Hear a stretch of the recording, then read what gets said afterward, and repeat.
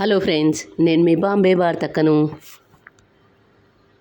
శంకర్పార విరిగిపోకుండా క్రిస్పీగా రావాలి అంటే ఇలా చేసుకోండి. పిల్లలు పెద్దలు అందరూ ఎంతో ఇష్టంగా తినాలంటే శంకర్పార విరిగిపోకుండా రావాలంటే ఇలా చేసుకోండి.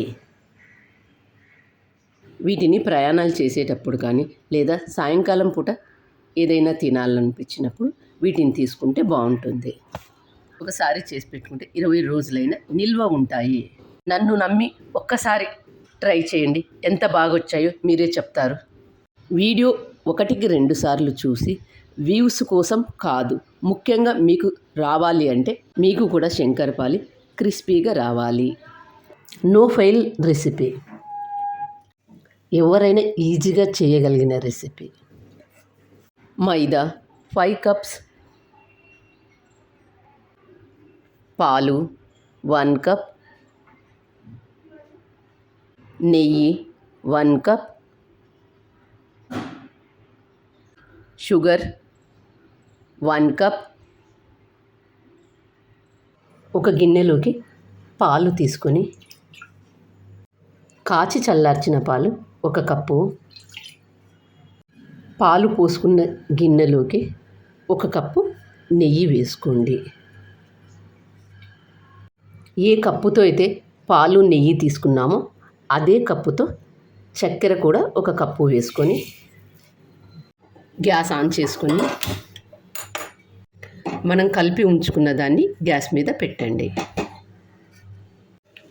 చక్కెర నెయ్యి అంతా బాగా కరిగిన తర్వాత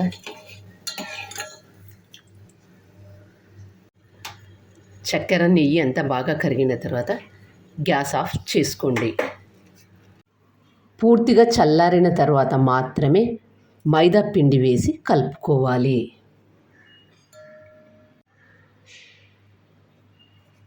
ఒకసారి అంతా బాగా గరిటెతో కలుపుకొని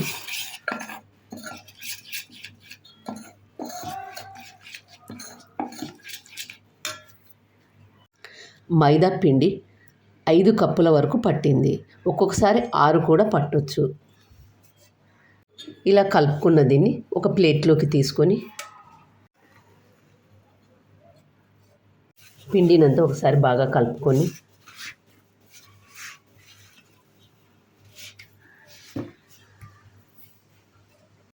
పిండి మరీ గట్టిగా కాను లూజ్గా కాను కలుపుకోవద్దు, చపాతీ పిండిలాగా తడుపుకోండి. పిండి లూజ్గా అనిపిస్తే మరి కాస్త మైదా పిండి వేసి కలుపుకోండి. చపాతీ పిండిలాగా ఉండాలి. ఇలా కలుపుకున్న పిండిని 2 భాగాలుగా చేసుకొని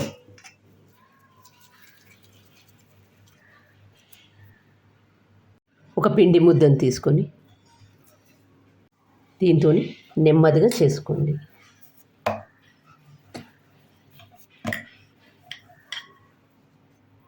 చేసేటప్పుడు ఇలా క్రాక్స్ వస్తాయి, ఉండేటట్లు చూసుకోండి. మరీ పల్చగా చేసుకోవద్దు. అంచులను కట్ చేసుకొని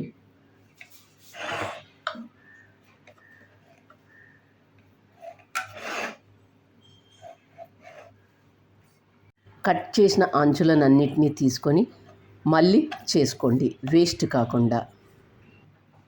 ఇప్పుడు వీటిని స్క్వేర్ షేప్లో కట్ చేసుకోండి. అన్నీ సమానంగా ఉండేటట్లు కట్ చేసుకోండి, అప్పుడు చూడటానికి కూడా బాగుంటుంది. ఇలా కట్ చేసుకున్న వీటిని ఒక ప్లేట్లోకి తీసుకుందాం. అలాగే మిగిలిన పిండి ముద్దను తీసుకొని ఇలా నెమ్మదిగా చేసుకుందాం.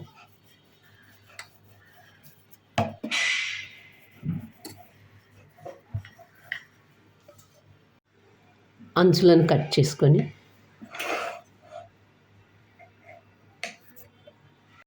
అంచులది కట్ చేసుకున్నది వేస్ట్ కాకుండా మళ్ళీ చేసుకోండి. ఇలా కట్ చేసుకున్న వీటిని మళ్ళీ ఒకసారి అంతా ఇలా చేసుకొని రౌండ్గా చేసుకోండి, వేస్ట్ కాకుండా చేసుకోండి. వీటిని కూడా అన్ని సమాన భాగాలుగా కట్ చేసుకోండి, అప్పుడు చూడటానికి కూడా బాగుంటుంది. ఇలా కట్ చేసుకున్న వీటిని ఒక ప్లేట్లోకి తీసుకుందాం. గ్యాస్ ఆన్ చేసుకొని ఒక బాండీ పెట్టుకొని డీప్ ఫ్రైకి సరిపడినంత ఆయిల్ తీసుకోవాలి.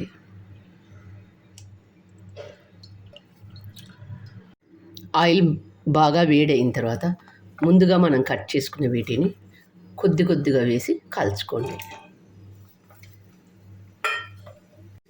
వేసిన వెంటనే గరిట పెట్టి కలపవద్దు. కొద్దిగా కాలిన తర్వాత మరొక సైడు తిప్పి వేసుకోండి.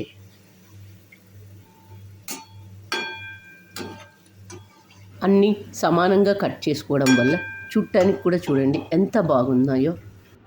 రెండు వైపులా కాల్చుకున్న తర్వాత ఒక ప్లేట్లోకి తీసుకుందాం. ఈ కలర్లో ఉన్నప్పుడే తీసుకోండి. చల్లారిన తర్వాత మరి కాస్త కలర్ వస్తాయి. అలాగే మిగతా వాటన్నింటిని కూడా వేసి కాల్చుకోండి. ఆయిల్లో మరి ఎక్కువగా వేసుకోవద్దు. కొద్ది కొద్దిగా వేసి కాల్చుకోండి. వేసిన వెంటనే గరిటె పెట్టి కలపవద్దు. ఒక సైడు కొద్దిగా కాలిన తర్వాత మరొక సైడు తిప్పి వేసుకోండి.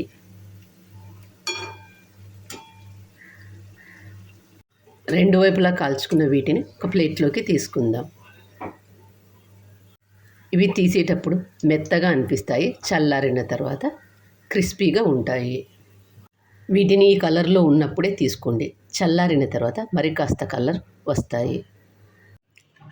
శంకరపాలి చూడండి ఎంత క్రిస్పీగా ఎంత బాగా వచ్చాయో. ఒకటి తుంచి చూపిస్తాను చూడండి.